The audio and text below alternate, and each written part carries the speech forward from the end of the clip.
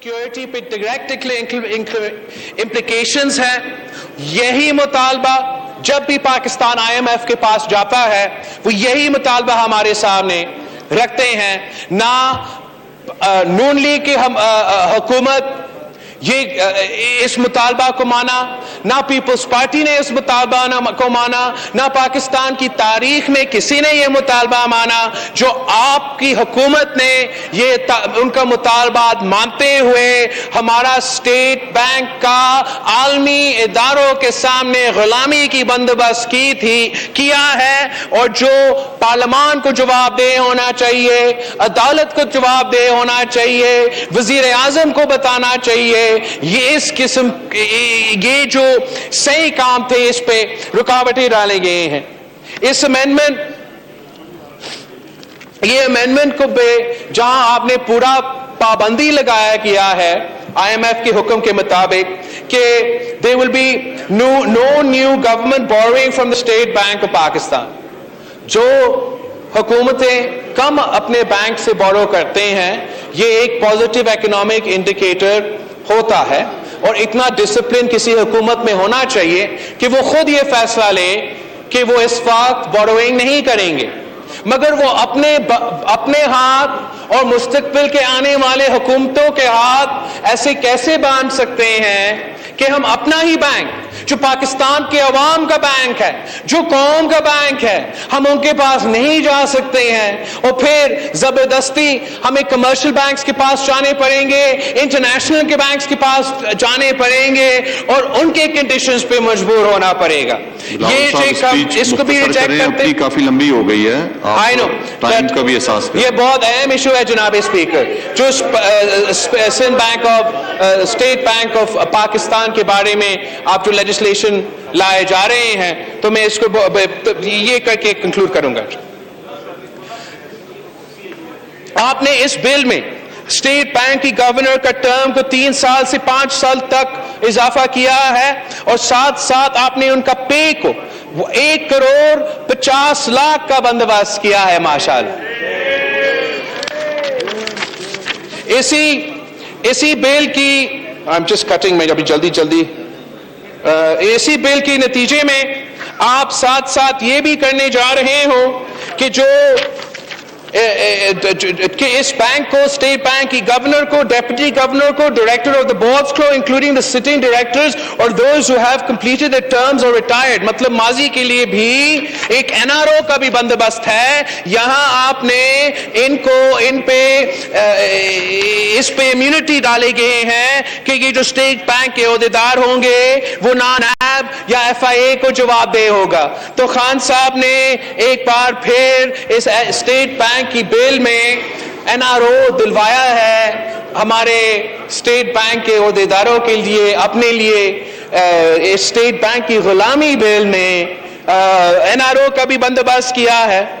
जिस तरीके से और जिस अंदाज से हुकूमत का, पार्लियामान का और पाकिस्तान की बाकी इदारों का जो इनपुट है वो उस पर पाबंदियां लगाए गए हैं, ये आलमी साजिश का कामयाब बनाने का एक तरीका है जिनका ज्यादा इम्पैक्ट होगा हमारा CPEC की पॉलिसीज पे, हमारा फॉरेन पॉलिसीज और हमारा नेबर्स के साथ जो हमारा रिलेशनशिप्स है। अगर हम अपना ही स्टेट बैंक को पाकिस्तान के पार्लियामेंट के बजाय आलमी इदारों को जवाबदेह बनाएंगे और उन आलमी इदारों में इन्फ्लुएंस भारत का होगा, US का होगा, मुख्तलिफ ममालिक के होंगे, तो हम अपना CPEC को नुकसान में पहुंचाएंगे, अपना डिफेंस बजट को सवालात के लिए यहां नहीं मगर बाहर के लिए सवाल तो उठाएंगे, और जो हमारा न्यूक्लियर प्रोग्राम है उसके लिए भी मसले पैदा कर रहे हैं। मसलन जनाब स्पीकर, इस बिल में ये फैसला किया गया है कि हमारा पूरा जो डिफेंस एक्सपेंडिचर है उसका एक अकाउंट होगा, और वो एक अकाउंट भी उसी स्टेट बैंक में होगा जो अब IMF भी देखेगा और बाकी आलमी इदारे हमारे स्टेट बैंक तो देखते ही रहते हैं। इस फैसले से हम अपने जो डिफेंस बजट है, हमारे डिफेंस स्पेंडिंग है, हमारा न्यूक्लियर प्रोग्राम का जो स्पेंडिंग है उसको एक्सपोज कर रहे हैं दुनिया के सामने, और ये फैसला हमारे समझ से बाहर है کہ اگر باقی دنیا میں ایک اکاؤنٹ نہیں ہے ان کی ڈیفنس سپینڈنگ کے لیے تو ہمارے ہاں کیوں ایک اکاؤنٹ ہو؟ یہ ہمیں حکومت سے مطالبہ ہے کہ وہ ہمیں سمجھائے اس فیصلہ کیوں لیا گیا ہے. اس کے کانسیکوینسز آپ کے سامنے ہیں. اور اس وقت جب پاکستان آئسولیٹڈ ہے, جب ہمارا معاشی پالیسیز کی وجہ سے پاکستان کے عوام بے چینی کے اور پریشانی کے شکار ہے, سڑکوں پہ نکلنے کی تیاری ہو رہا ہے, اینرکی پھیلنے کی خدشات ہے, تو اس آئسولیٹڈ سچویشن میں جہاں ہمارے اتنے انٹرنیشنل دشمن ہیں, اس کا فائدہ اٹھاتے ہوئے وہ سوال ضرور اٹھائیں گے ہمارا نیوکلیر پروگرام پہ, اس کی طرف ان کے مالے آنکھ کی نظر تو ضرور ہوں گے. اور ہمارا سب کا کوشش یہ ہونا چاہیے کہ ہم نہ صرف ہمارا معاشی خود مختاری کا بندوبست کریں, مگر ہمارا جو نیشنل سیکیورٹی کا اکانومی کی وجہ سے امپیکٹ ہوتا ہے اس پہ ہم پورا کوشش کریں. دو سوال رہتے ہیں اور میرا تقریر آپ کے سامنے قطر ہے. پہلا سوال جناب اسپیکر, جناب اسپیکر آپ سپیچ کر دیا, آپ بالکل میں نے بہت کر دیا, بہت امپورٹنٹ ہے جناب اسپیکر. 2 پوائنٹس پھر ختم, آپ پھر شروع.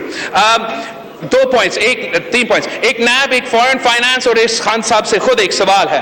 نیب کا ادارہ آپ کے سامنے ہے, ہم کس طریقے سے کالا قانون اور ایٹسٹرا اس کو کہتے رہتے ہیں.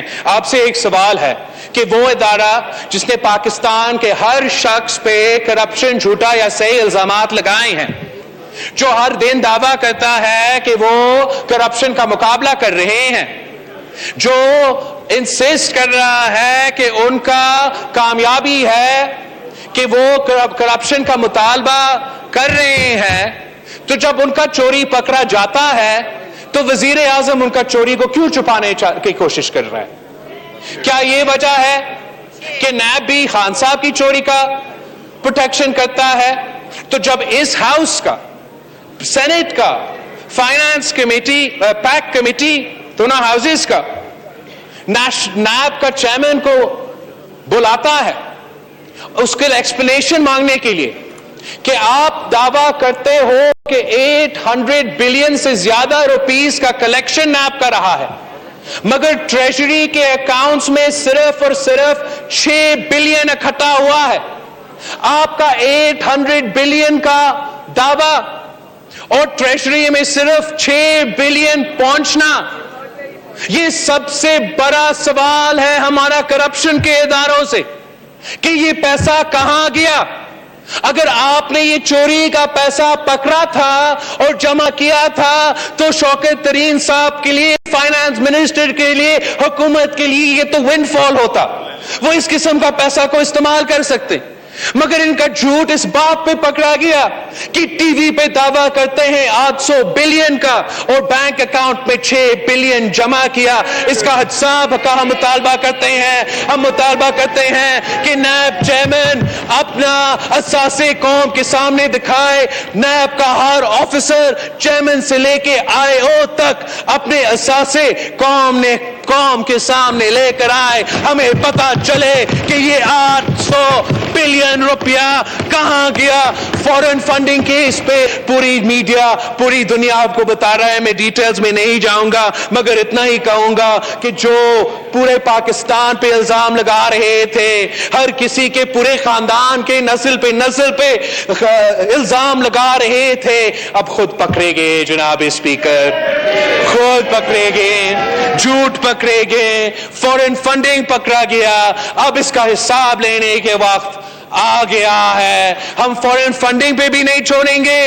اور جو سب سے اہم اور میرا آخری سوال ہے آپ سے جناب اسپیکر, یہاں کے کسی کے وزیر سے ہے, ہمارا وزیر اعظم صاحب سے ہے, کہ جناب اسپیکر خان صاحب کہتا تھا کہ لوگ حکومت بناتے ہیں, اپنے آپ کو امیر بناتے ہیں, قوم کو غریب قرار دیتے ہیں.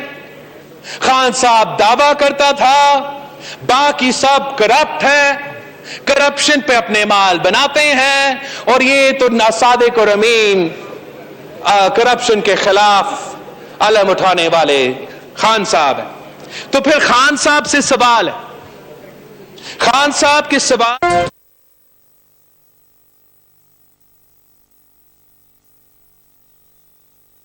خطاب ख़िताब करे रहिया आहिनि, पंहिंजे ख़ैरनि जो इज़हार करे आहिनि। पार्लियामेंट हाउस में संदसि चवणु आहे त हुकूमत ते सख़्त तनक़ीद करे चवणु आहे त नाअहल हुक्मरान हर महीने खां पोइ मिनी बजट खणी अचनि था। टैक्स जो तूफ़ान न पर सुनामी अची रहियो आहे। नए पाकिस्तान जो मतिलबु महांगाई ऐं बेरोज़गारी आहे। PTI ऐं IMF सां डील जो बार अवाम खे महांगाई ऐं बेरोज़गारी जी सूरत में बर्दाश्त करणो पवंदो आहे। मुल्क में महांगाई जो ज़िम्मेवार इमरान खान नियाज़ी आहे। क़ौमी असेंबली में ख़िताब कंदे PP सरबराह बिलावल भुट्टो ज़रदारी चयो त मईशत बाबति कयल फ़ैसिला तकलीफ़ ॾींदड़ आहिनि।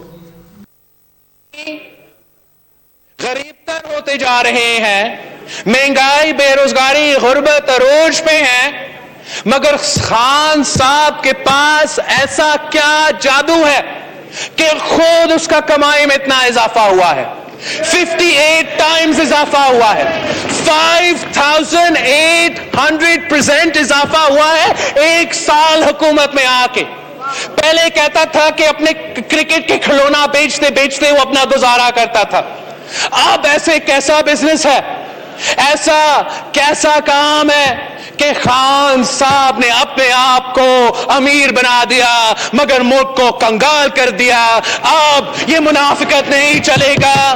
पाकिस्तान के अवाम बेजार है, आम आदमी, सफेद पोश, मेहनत कश, किसान, नौजवान, बुजुर्ग, तुलबा सारे के सारे तैयार है। 27 फरवरी पे हम कराची से निकलेंगे, यहाँ पहुंचेंगे जनाब स्पीकर, आपसे हिसाब लेंगे, इनसे हिसाब लेंगे। बस बहुत हो गया है। जी जनाब।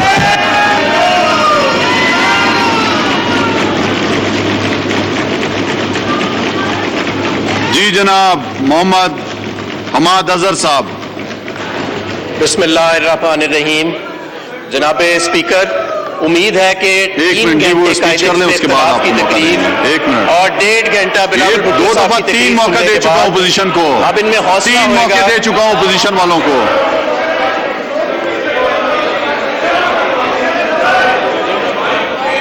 जनाब स्पीकर, उम्मीद है कि 3 घंटे कायदे इस पे इख्तलाफ